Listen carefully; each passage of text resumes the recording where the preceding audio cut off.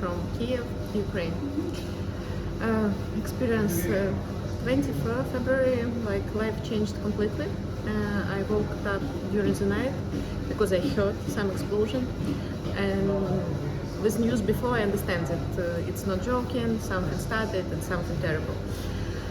You completely don't know what to do because whole life like crushed. Yesterday it was possible to take a plane to go somewhere, and now no planes anymore because everything in the sky could be attacked and you have quickly to make a decision. But what decision? Normally I go to job every morning, and now I don't know if I have a job. I don't know if my paid car still working. I could pay, I could use it or not.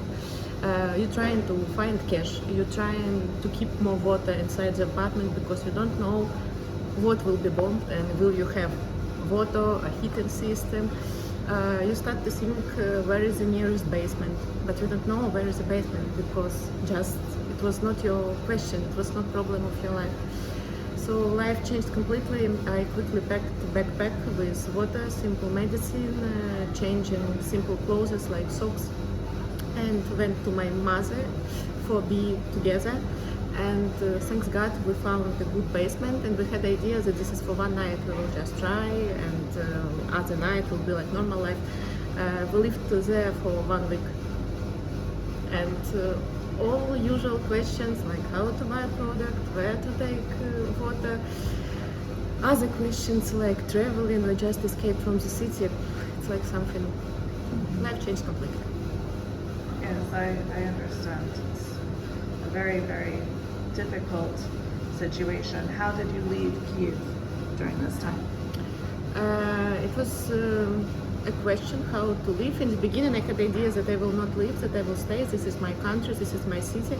But when I start to see people dying, children dying, I understand that, okay, no sense, I'm not fighting. Like, I'm just, let's say, no, I could be more realized in safety place when I will be quiet, have normal sleep and do something for help for country.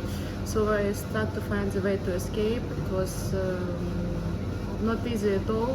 The only way it was like a train, but train station was full of people, and it was very difficult to came in, and it was like all night trip during the dark, and you also understand that the train could be attacked, so without light, staying around with children, so on. So okay, I quit this idea, and maybe understand that other people maybe need this more than me.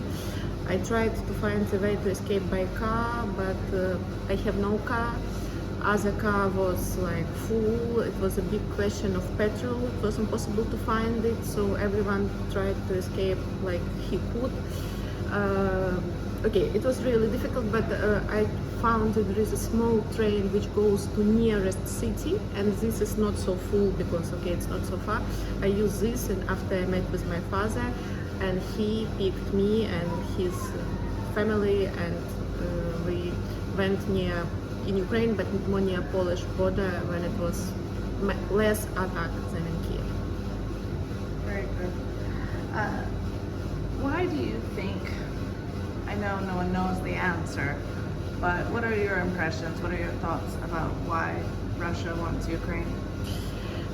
Actually, it's a conflict of centuries because Russia has this imperial view of life, and they want that everyone will be under them.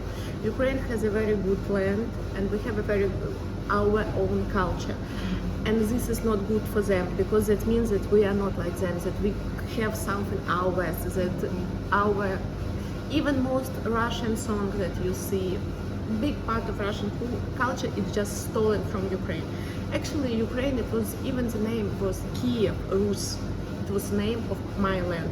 But after they take this name Rus, it became Russia, and we became Ukrainia, like something. So they all the time try to make us like them, but we are different, and they can't accept this. And our good land, this is important for them. Our people know, I think they are ready to kill us all, just because we are not like them.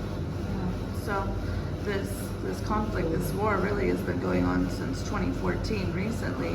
What was the difference between the war in 2014 and then the war in February this year of 2022?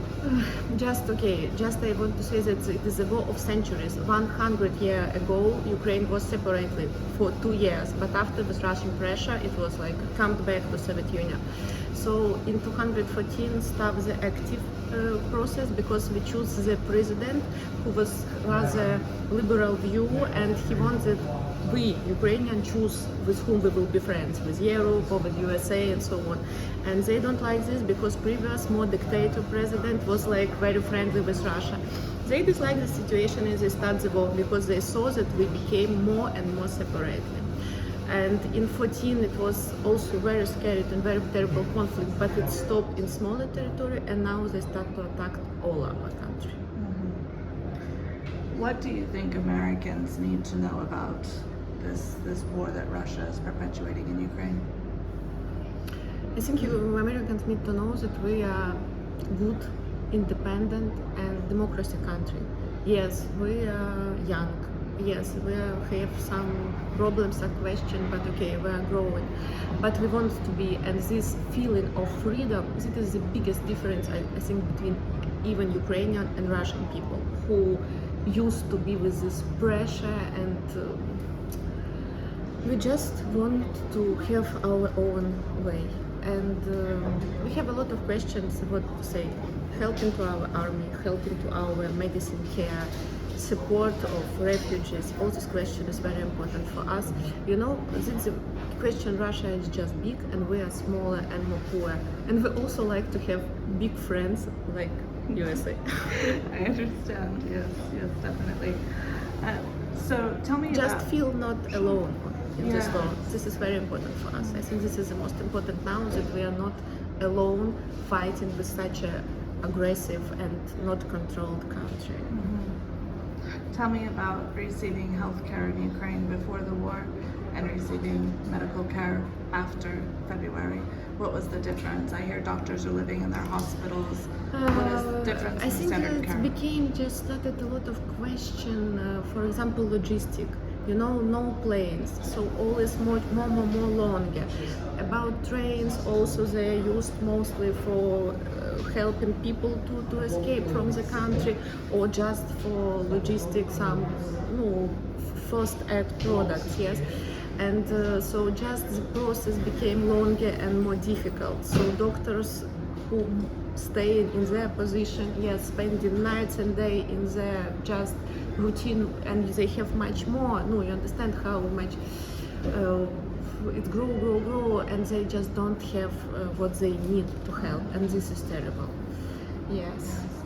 What are your hopes for Ukraine after the war is over? What is my Hope. What do you want to see with Ukraine? I just want to see the free country, free people who are able to choose their way, who are proud of their country. And actually, when this war started, I was really proud of our soldiers, of our medicine, of just simple people who are asking how I could help, what I can do. And I think for this moment it's very hard time for my country, for me, and very sad time. But in the same time, we have this proud feeling now, and it's like growing of our nation. Yeah. So you are outside of Ukraine now. What are your feelings about being outside of Ukraine? Is it difficult? Is it easy that you feel safer outside of Ukraine? How do you feel? It's very difficult, and I was surprised because yes, you feel safe, but all this is not yours. You know, you miss all. You miss your products, your language, just all that was yours. And even now, I have to speak foreign language, and it's not like I don't like foreign languages at school, but I like to speak my language because it's something really I enjoy when I'm speaking my native language. So all this is, I don't know, if you can imagine that you are in the other country and your language is not used there, just even this, you know, you can't, I don't know, do your job so good because you're not free. And yes, maybe this feeling of freedom and feeling of, I don't No, it's like home, like family, like when your surroundings is your and you feel this and understand this. And in foreign country, you have to accept the other culture, but I have mine. Is there anything else I haven't asked you that you would want to share, you would want to talk about? No ideas for now, but surely every day I communicate with my friend, with relatives, with some new people. And there is a lot of very touchable stories, unfortunately sad stories, but some stories are incredible, which gives hope and such humanity. So, okay, maybe later. I have a lot, but this emotion, this mood, it's already every time changed. For now, no, but I hope I will have to what to tell you more. Thank you so much. Thank you, Lynn.